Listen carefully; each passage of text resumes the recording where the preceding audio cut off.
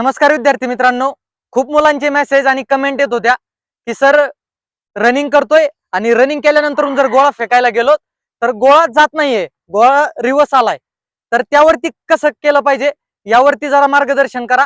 आणि मित्रांनो, त्यासाठी आपण डायरेक्ट ग्राउंड वरती आलेलो आहोत आणि तुम्हाला मी सांगणार आहे, जरी आपण रनिंग केली, रनिंग केल्यानंतर 100% आपली एनर्जी खर्च होते आणि त्यानंतर जेव्हा आपण गोळा फेकतोय तर गोळा 100% कमी होतोय, पण तो कॉन्स्टंट राहायला पाहिजे, प्लस वाढला पाहिजे।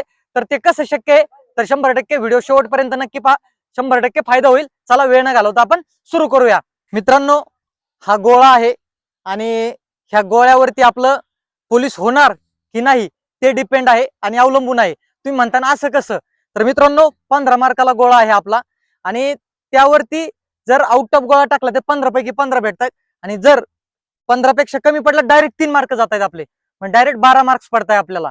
आणि जर त्याच्यात पण आणखी गेम पडला तर 10, म्हणजे आपण 3 किंवा 5 एवढे जरी लॉस केले तर 100% आपण मेरिट पासून खूप मागे येत आहोत। कारण की खूप सारे मुलं आहेत त्यांचा गोळा सहजासहजी लगेच आउट ऑफ जातोय।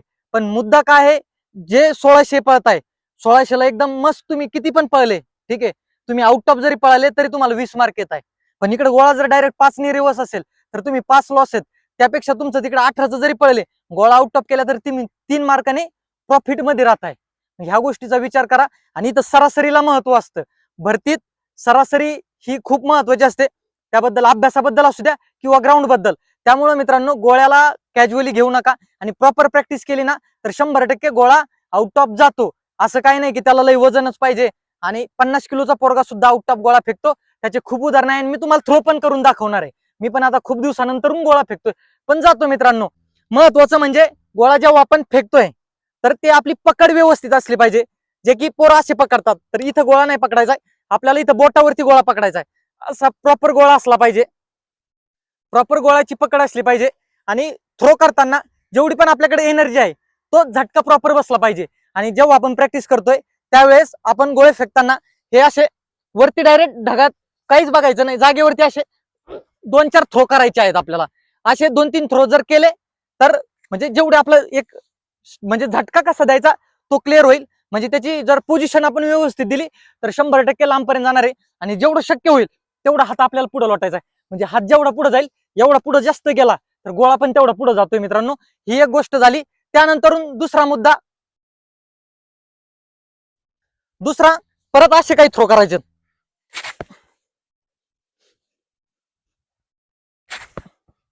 हे असे 4-5 थ्रो करायचे।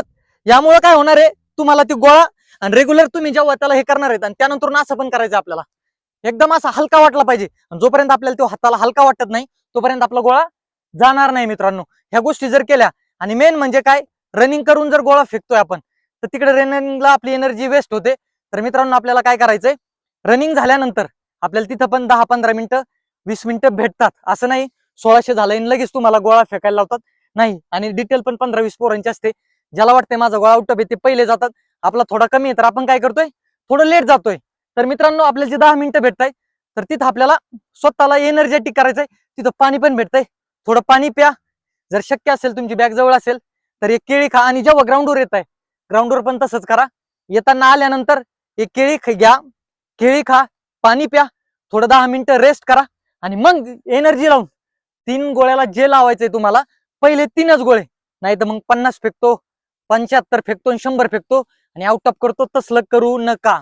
आणि प्रॉपर एनर्जीने आपल्याला जे पण गोळे फेकायचे पहिल्या 3लाच एनर्जी लावायची आपल्याला, प्रॉपर एकदम स्टेप व्यवस्थित असले पाहिजे, जे की आपण तिथंच देतोय। आणि मित्रांनो, ग्राउंड व्यवस्थित आखलेलं पाहिजे, ठीक आहे, इथं तुम्हाला दिसत नसेल पण गोल सर्कल केलेलं आहे, तिथं मध्ये आडव्या रेषा असल्या पाहिजेत, जेणेकरून आपण जेव्हा इथून येणार आहे तिथून असं आपल्याला थ्रो करायचा आहे, आणि थ्रो केल्यानंतर आपल्याला इकडनं बाहेर यायचंय, ना की इकडनं बाहेर जायचंय ना तिकडनं जायचंय, प्रॉपर इकडनं बाहेर यायचंय।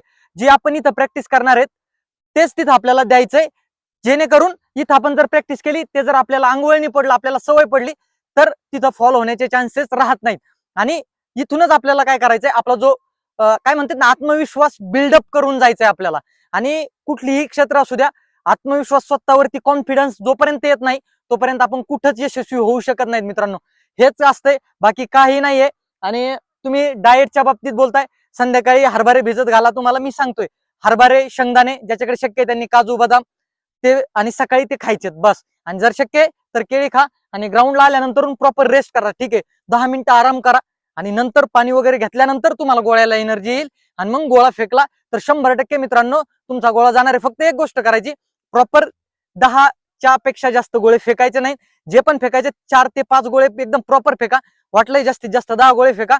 आणि आपण अनुकरण करा. वाटलंच तर प्रत्येकाकडे मोबाईल आहे, एकदा शूट करायला सांगा मित्राला. हा, मग आपण चेक करा आपलं कुठं चुकतंय. इकडनं हात खाली जातोय, कानापासून बरोबर सुटतोय का, एकदम आपण पोझिशन बरोबर देतोय का त्याला. ह्या गोष्टी जर आपण स्वतःच जेव्हा आपण अनुकरण करणार, 100% मित्रांनो आपला गोळा बेस्ट जाणार आहे. यात वेगळं काही करायची आवश्यकता नाही. आणि मग माझं वजन कमी आहे आणि माझा गोळा जात नाही. आणि गोळा हा हातातले मार्क आहेत, एकदा तिथं फेकून दिला 2 मिनिटात की लगेच आपल्याला 15 मार्क मिळून जातात. त्या 1600 मीटरसाठी 5 मिनिटं पळावं लागतंय जीवांच्या आकंताने. त्यामुळे हे हातातलं आहे मित्रांनो. 100% तुम्ही जर व्यवस्थित दिलं तर 100% होणार आहे. चला एकदा थ्रो करून दाखवतो तुम्हाला मी, पकड कशी असली पाहिजे. या मित्रांनो, हा गोळा असा धरायचा आपल्याला, एकदम हातात नाही पकडता वरती पकडायचा आहे. वरती पकडल्यानंतर तुम्हाला जसं शक्य आहे तसं करा, फक्त हे पकडचं सांगतोय मी. आणि प्रॉपर पकड केल्यानंतर आपल्याला असं धरून श्वास घ्यायचा आहे, दीर्घ श्वास घ्यायचा एकदम पूर्ण. आणि मग आपल्याला झटका देऊन तो गोळा थ्रो करायचा आहे.